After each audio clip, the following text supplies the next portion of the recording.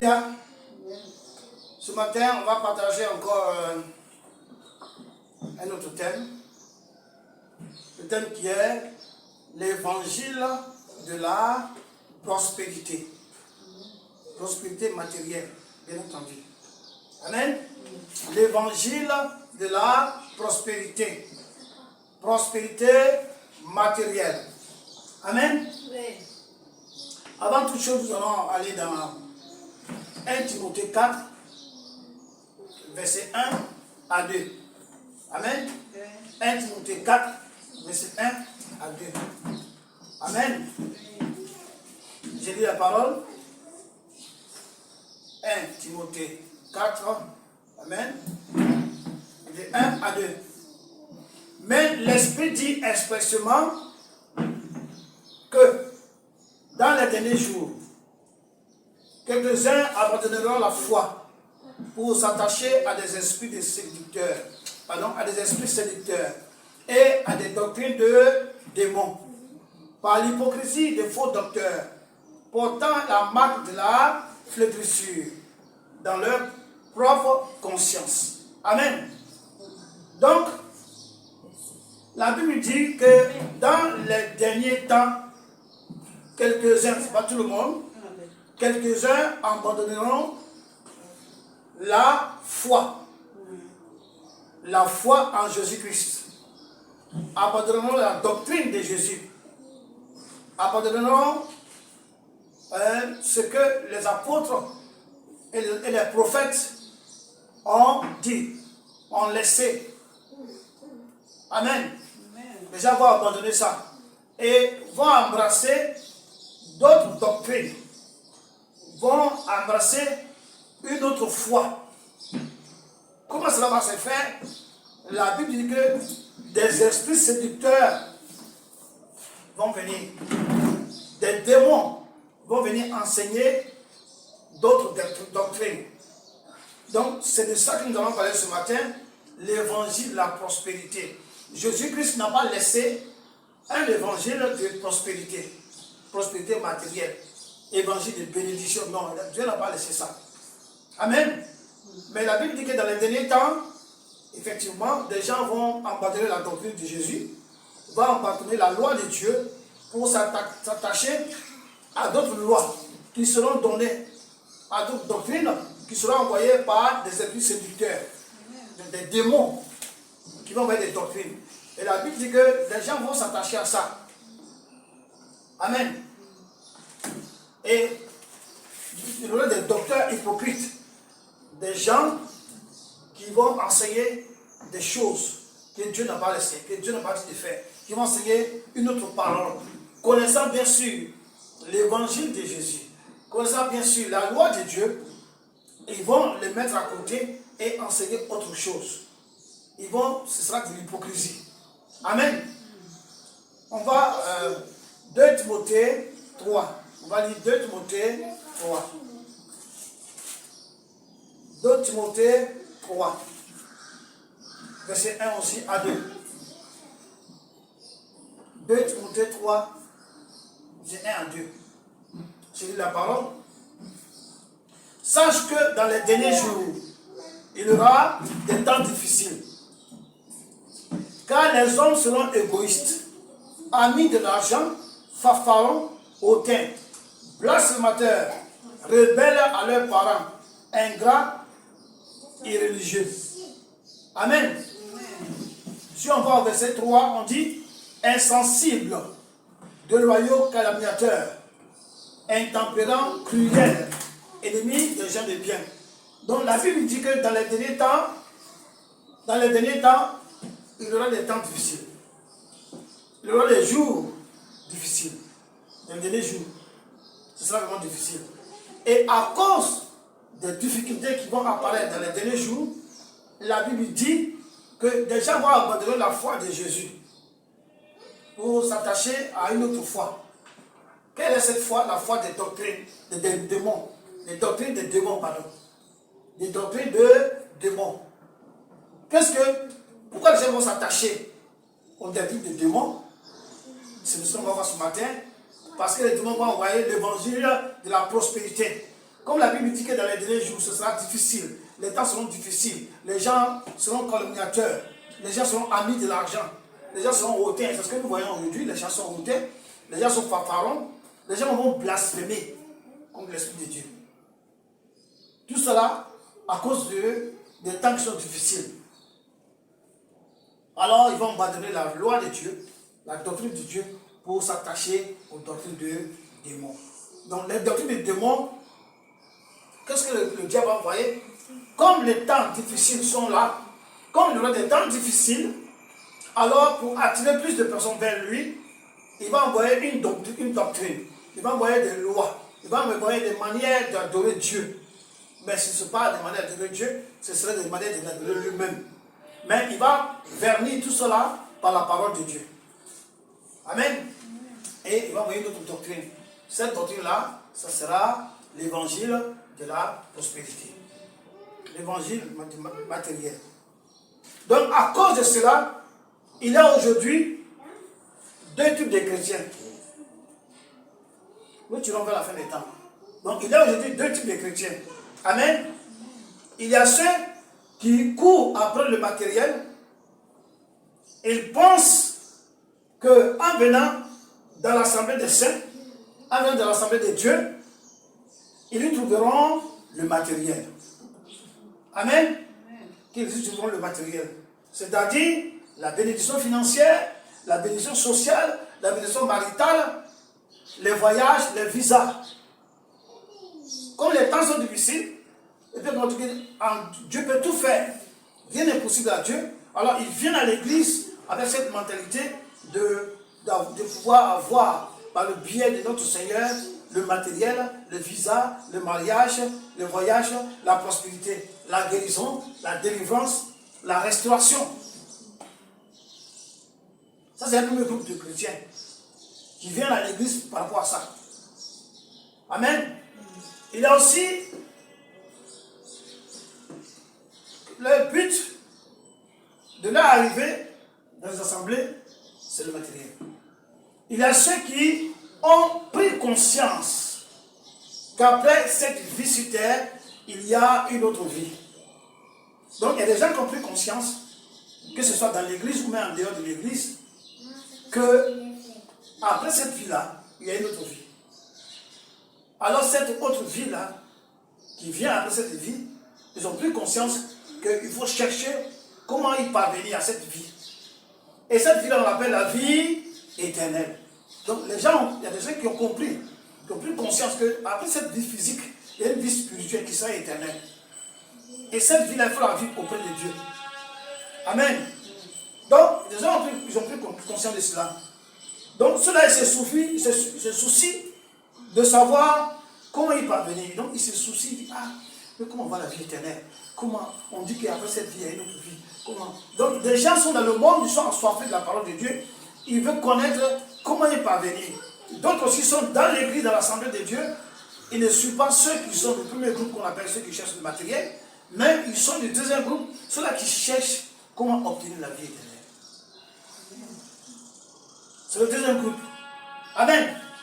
Donc, pour tous ceux qui sont chrétiens, chacun sait comment le Seigneur l'a attiré à lui.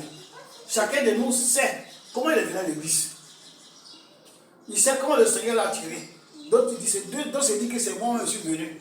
D'autres que mon ami m'a envoyé. Ah, la fille là m'a envoyé. Cette femme là, cet homme m'a envoyé. Non, c'est un moyen que Dieu a utilisé pour t'attirer. Amen. Quel que soit le motif de ton arrivée dans le Seigneur, il y a quelque chose qui t'a attiré. Amen.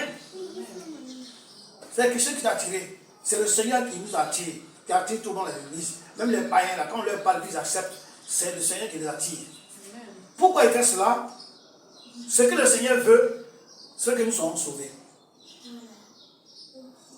Ce que le Seigneur veut, que qu'on soit sauvés. La volonté de Dieu n'est pas qu'on soit béni.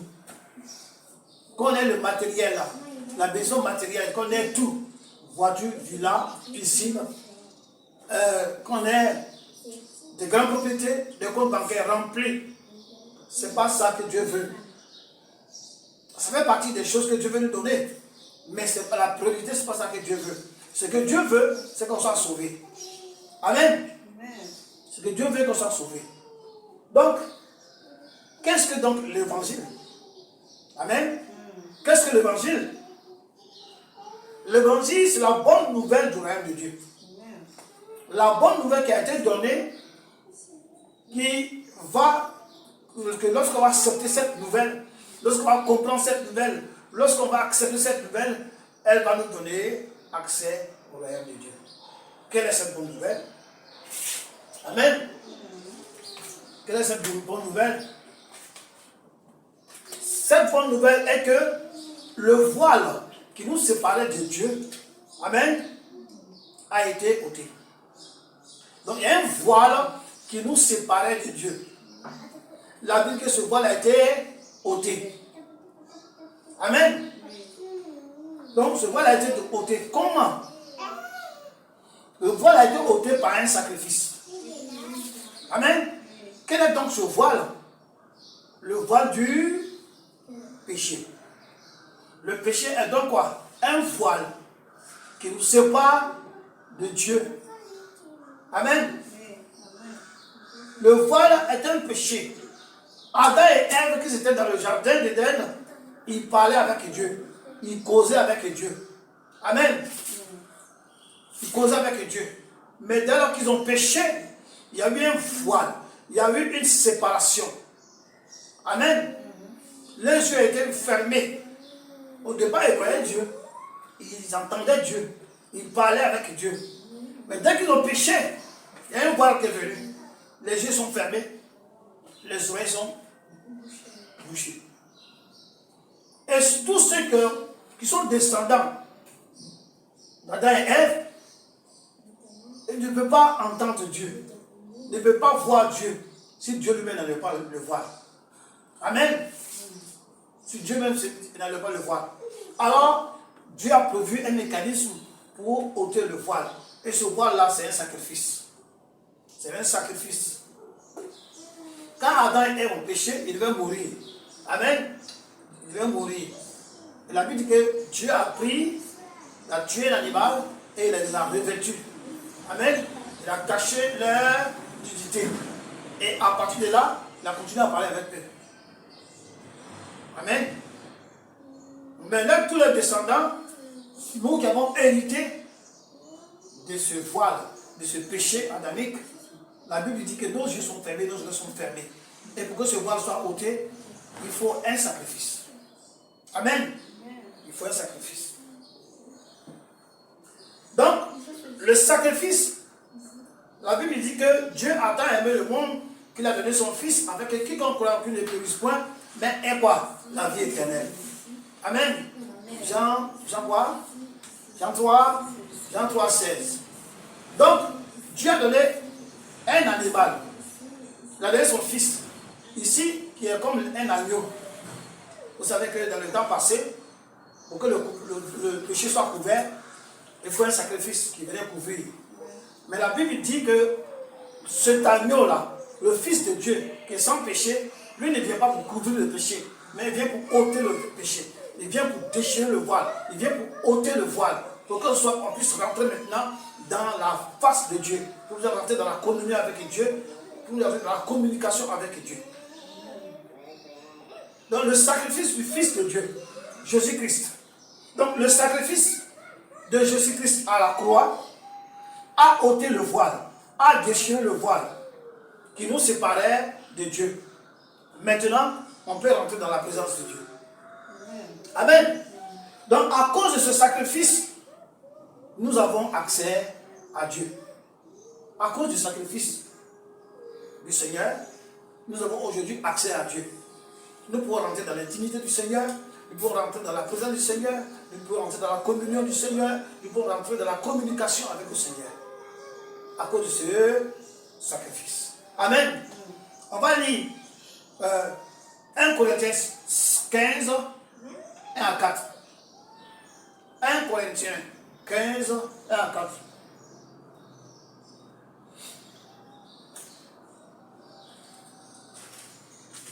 Corinthiens 15, 1 à 4.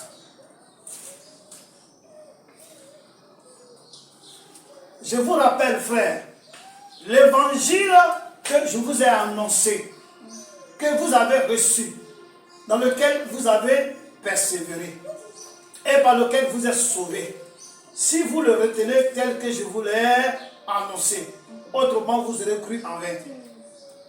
Je vous ai enseigné avant tout, comme je l'ai reçu, que Christ est mort pour nos péchés, selon les Écritures, qu'il a été enseveli et qu'il est ressuscité le troisième jour, selon les Écritures. Amen. Donc, voilà l'évangile. Paul dit l'évangile qu'il a reçu et que lui-même a enseigné, c'est que Christ est mort, il a été enseveli et il est ressuscité le troisième jour. Et que si quelqu'un n'a pas retenu ça, qu'il a retenu autre chose, il a cru en vain. Donc, il dit, tel que je vous l'ai enseigné, autrement vous aurez cru en vain. Donc, si tu n'as pas cru ce qu'il a enseigné, si on t'enseigne autre chose, ou bien toi-même tu apprends autre chose, la Bible dit que tu crois en vain. C'est-à-dire que tu n'iras pas au ciel. C'est ça. Quelque chose qui est vain. Amen. Donc, celui qui croit à cette bonne nouvelle sera sauvé. Si tu ne crois pas à cette bonne nouvelle, que tu as croire à autre chose, tu as cru en vain. Donc, la bonne nouvelle, quoi? Que Christ est mort. Amen. Le sacrifice. Il a été enseveli. On l'a mis dans le tombeau. Et le troisième jour, il est ressuscité. C'est l'évangile que Paul a parlé. Amen. Donc, il est écrit dans Marc 16 que celui qui croira et qui sera baptisé sera quoi? Sauvé. Croire à quoi? Croire à l'évangile. Que ce soit là où tu es, que tu sois dans l'église, que tu sois en dehors de l'église, que ce soit d'une autre religion, si tu entends cet évangile, si quelqu'un t'annonce cela, si quelqu'un te prêche et que tu écoutes ça et que tu crois à cela et que tu te laisses baptiser, tu es sauvé. Donc d'abord pour être sauvé, il faut croire. Donc, il faut croire à l'évangile que Paul a donné. L'évangile qu'il a reçu, comme il m'a dit que l'évangile qu'il a reçu, et que lui qui leur donne, s'ils croient à cet évangile-là, ils seront sauvés. Quel est l'évangile? C'est ça qu'il a dit. Christ est mort pour nos péchés. Donc le sacrifice dont il parlait au plus haut, le sacrifice, c'est pour nos péchés. Le péché qui est le voile qui nous séparait de Dieu. Le péché est la souillure qui nous sépare de Dieu. Le péché est, comme on dit les gens du monde, la saleté qui nous appelle, qui nous éloigne de Dieu. Car notre Dieu est saint, et 3 fois saint, et il n'y a rien de souillé qui peut rentrer dans le royaume de Dieu. Donc, le voile qui est sur nous, le vêtement, la souillure qui est sur nous, le voile qui nous sépare, a été ôté par la mort de Jésus-Christ de Nazareth. Amen. Donc, lui-même, Jésus lui-même a dit dans Matthieu 11, verset 28, que venez à moi, vous qui êtes chargés, je vous donnerai quoi? Du repos. Donc, celui qui accepte ça, le fait d'accepter ça, c'est que tu viens à Jésus. Tu acceptes la doctrine de Jésus. Tu acceptes l'évangile. Et tu crois à cet évangile. Jésus dit que si tu acceptes ça, tu viens à lui, tu es sauvé. Amen. Donc, Jésus-Christ est le sacrifice parfait pour notre salut. Il n'y a pas un autre sacrifice que tu dois faire pour que tu sois sauvé. Il n'y a pas d'autre mouton que tu as tué pour que tu sois sauvé. Amen. Il n'y a pas un autre sacrifice financier ou un sacrifice matériel ou sacrifice humain, quoi, je ne sais pas quoi, animal, que tu vas faire pour être sauvé. La Bible dit que Jésus-Christ est le sacrifice parfait. Notre sacrifice parfait pour que nous soyons sauvés. Donc on était morts. Il n'y a rien qui peut nous rapprocher de Dieu. Et Dieu lui-même, le sachant, il a son propre fils qui va être sacrifié. Et le sang de son propre fils qui va être sanctifié, qui va couler, ce sang-là va ôter le péché qui est sur nous, le péché adamique qui est sur nous. Et ce sang-là va déchirer le voile afin que nous puissions rentrer dans la présence de Dieu. C'est là qu'il s'agit. Amen. Donc il suffit de croire à la mort, à la résurrection de Christ. Après cela vient le processus. Quel processus? Le processus de baptême. Comme ça a été dit tout à l'heure dans Marc 16, celui qui croira, il sera baptisé. Donc après avoir cru que le Fils est l'agneau qui a été sacrifié pour nos péchés, alors tu dois passer au deuxième processus qui est le baptême. Amen. Donc les baptêmes. On peut, dans Jean 3, on va lire Jean 3 rapidement. Jean 3, 3 à 5. Jean 3, 3 à 5. Jean 3, 3 à 5. Je lis la parole. Amen. Je lis la parole. Jésus lui répondit, en vérité, je te le dis, si un homme ne naît d'eau, si un homme ne naît de nouveau, il ne peut voir le royaume de Dieu. Donc, tu crois en Jésus, et après avoir cru, le sang de l'agneau va ôter le péché, et après cela, tu passes au baptême pour la nouvelle naissance. Amen. Et Nicodème lui dit, comment un homme peut-il naître quand il est vieux? Peut-être peut-il rentrer dans le sein de sa mère et naître? Jésus répond, en vérité, je te le dis, si un homme ne naît d'eau et d'esprit, il ne peut entrer dans le royaume de Dieu. Donc au temps de Jésus, il y avait quelqu'un qui avait baptisé au départ Jean-Baptiste. Amen. Et après Jean-Baptiste, Jésus lui a baptisé avec ses apôtres. Amen. Et après le baptême, Jésus-Christ a dit, n'est pas aller loin, de rester à Jérusalem. Qu'ils allaient recevoir maintenant le baptême dans le Saint-Esprit. Amen. Et dans Acte 2, je crois, Acte 2 et Acte 4, ils ont reçu le baptême. Et après cela, ils ont commencé à témoigner du Seigneur, commencé à faire l'œuvre de Dieu, commencé à évangéliser, ils ont commencé à gagner des âmes. Amen. Aujourd'hui, qu'est-ce qui se passe dans certaines églises, pas toutes les églises, mais dans certaines églises. Aujourd'hui, le diable est en train de remplacer l'évangile du salut par l'évangile de la prospérité. L'évangile de la bénédiction. Donc le diable aujourd'hui, il fait quoi? Il est en train de, dans plusieurs églises, je peux dire 90% des églises de nos jours, le diable va faire rentrer un autre évangile, une autre doctrine, une doctrine de démons.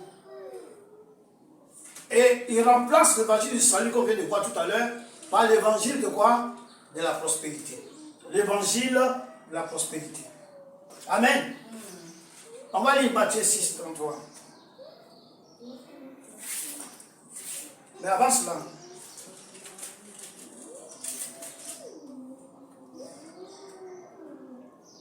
donc je dis qu'il a remplacé l'évangile du salut par l'évangile de la prospérité. Amen. Comment procède-t-il?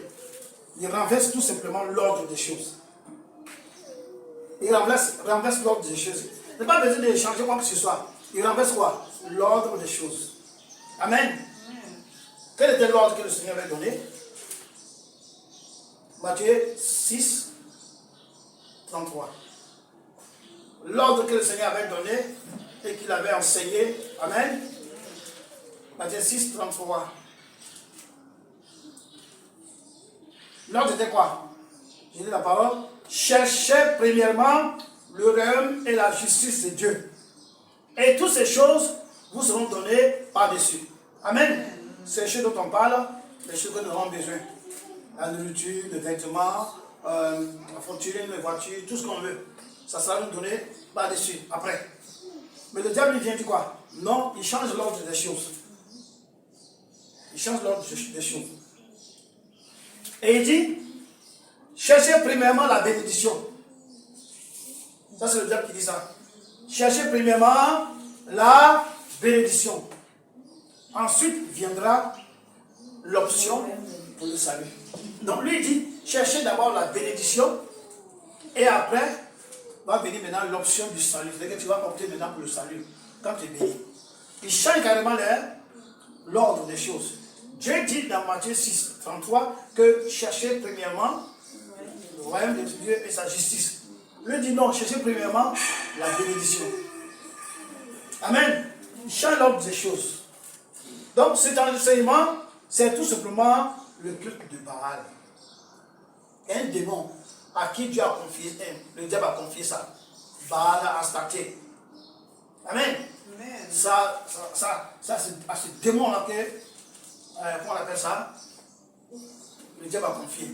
Donc il renverse, il apporte maintenant dans l'église de Dieu, au lieu de prêcher le salut, comment avoir le salut, comment parvenir au salut, au lieu de prêcher Jésus, on prêche la bénédiction.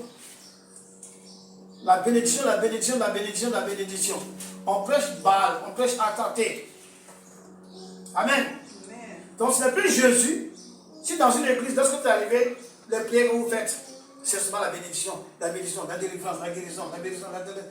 Il faut savoir que c'est Baal le contrôle, ce n'est pas Jésus. Amen. Ce qui pousse Dieu à fermer les portes, à tout fermer. Il ferme les robinets, tous les robinets. Amen. Lorsque vous arrivez dans une église, vous commencez à prêcher l'évangile de la prospérité. Ce n'est plus Dieu qu'on prêche, ce n'est plus Jésus dont on parle. On parle maintenant de Baal, on parle maintenant d'Astarté. Et Dieu, quand c'est comme ça, Dieu ferme le robinet. C'est-à-dire, lui, il ferme ses robinets, il ferme ses portes, il ferme ses bénédictions. Et vous êtes dans l'église, vous prêchez, vous prêchez, vous prêchez, vous priez, vous jeûnez, rien du tout. Et quand c'est comme ça, qu'est-ce que le diable fait? Il va envoyer maintenant un mécanisme de sacrifice que vous devez faire pour être béni. Il dit, ça veut dire que Dieu ne bénit pas comme ça. Dieu ne fait rien pour rien. Il faut faire quelque chose. C'est un sacrifice. Il faut sacrifier. Il faut faire ça. Il faut faire ça. Quand vous faites ça, vous serez béni.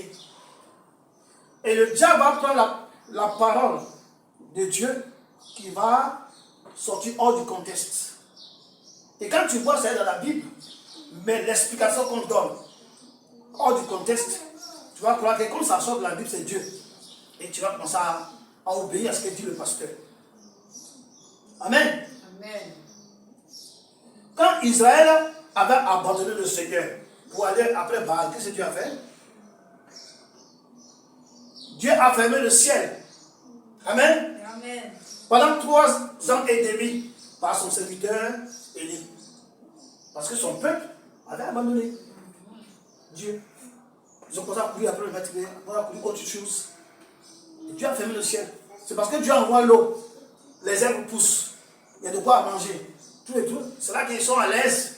Et ils continuent à faire quoi? À adorer Baal. Mais quand il va fermer le ciel, il n'y aura plus d'eau, il n'y aura rien. Quand la sécheresse va venir, la faim va venir, ils vont chercher le vrai Dieu. Amen. Et de nos jours, Dieu le fait la même chose dans les églises. Amen. Les gens ont jeté Jésus-Christ dehors, ils ont fait entrer Astarté. Ils ont fait entrer Baal pour la bénédiction. Et ça, c'est très dangereux. Quand tu vois dans 1 Roi 17, verset 1, cela dit, Élie a dit, qu'est-ce qu'il a dit? Il n'y aura pas de pluie pendant 3 ans et demi en Israël, sinon à ma parole. C'est-à-dire, moi je parle de la part de Dieu, de l'Éternel. Il n'y aura pas de l'eau, il n'y aura pas de pluie. Ce sera la sécheresse, la faim va vous tuer ici. À moins que je prie, à moins que je parle à Dieu et qu'il envoie l'eau. Amen. Amen. Beaucoup de personnes sont dans cette église aujourd'hui, ils souffrent, rien ne va, après les prières, rien ne va, parce que dans ces églises-là, Dieu n'est plus là-bas. Jésus-Christ a été jeté dehors. Ils ont fait rentrer Baal, ils ont fait rentrer Astarté. On ne parle que de bénédiction, et vous savez que le diable, il ne bénit pas pour rien. Amen. Pour que Dieu, le diable te bénisse, tu dois faire quelque chose. Et beaucoup de personnes, beaucoup de chrétiens, plusieurs chrétiens, qui sont dans ces églises-là, sont coincés. Amen. Ils sont coincés. C'est quoi le culte de Baal à l'église? Ça, il vient d'expliquer tout à l'heure. Le culte de Baal. Le culte de Baal à l'église signifie que quoi? Les gens vont dans l'assemblée, non pour rendre un culte à Dieu, mais ils vont chercher les faveurs de Dieu. C'est ça que le culte de Baal. Aujourd'hui, dans le monde, qu'est-ce qui se passe? Les gens cherchent l'argent. Les gens sont prêts à tout pour chercher l'argent. Même à rentrer dans les sectes. La franc-maçonnerie, les Illuminati, aller voir les marabouts, aller voir des gens payent des fortunes, se déplacer d'un pays à un autre. Ils quittent l'Europe, ils vont en Afrique, ils vont au Ghana, ils vont au Congo, ils vont partout. Ils vont même en Chine, ils vont en Inde pour aller chercher du pouvoir. Aller chercher comment avoir l'argent. Je parle des hommes de Dieu. Et lorsqu'ils viennent avec ces démons, ils ont toutes les possibilités, parce que le diable aussi est béni. Ils ont des porte-monnaies, ils font sortir des porte-monnaies qui sont remplis d'argent. Et ils font sortir des billets des poches des gens. Et ils demandent aux gens de faire des sacrifices. Si tu veux venir, il faut faire tel sacrifice. Amen. Et c'est ça, le culte de Baal. Ce que Dieu peut faire dans leur vie, c'est ça qu'il vient chercher. Il ne vient pas chercher Dieu, mais ces gens-là viennent chercher ce que Dieu peut faire dans leur vie. Ce que Dieu peut donner. Ce que Dieu peut leur donner, c'est ça qu'ils viennent chercher. Donc, c'est pourquoi dans les églises, il y a trop de prières. Et ces prières disent, donne-moi, donne-moi, Seigneur, donne-moi, donne-moi, accorde-moi, aide-moi, aide-moi, je veux, je veux, je veux. Amen. Amen. Des prières, il ne faut pas demander son nom. Donne-moi, donne-moi, donne-moi, je veux, je veux, je veux, je veux. Amen.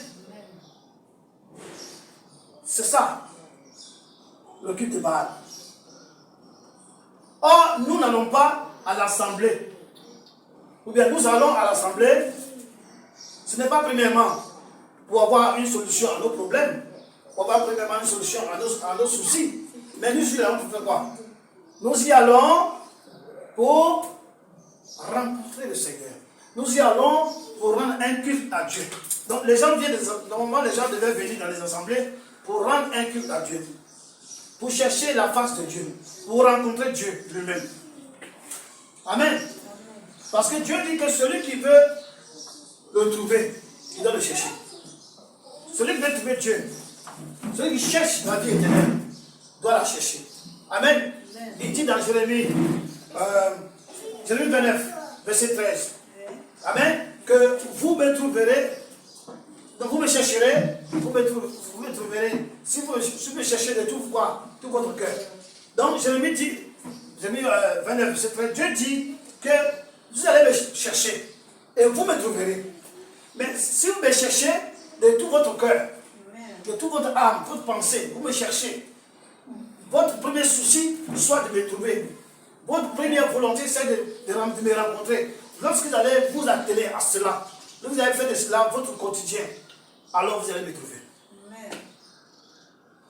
Donc, il faut, pour trouver Dieu, il faut le chercher.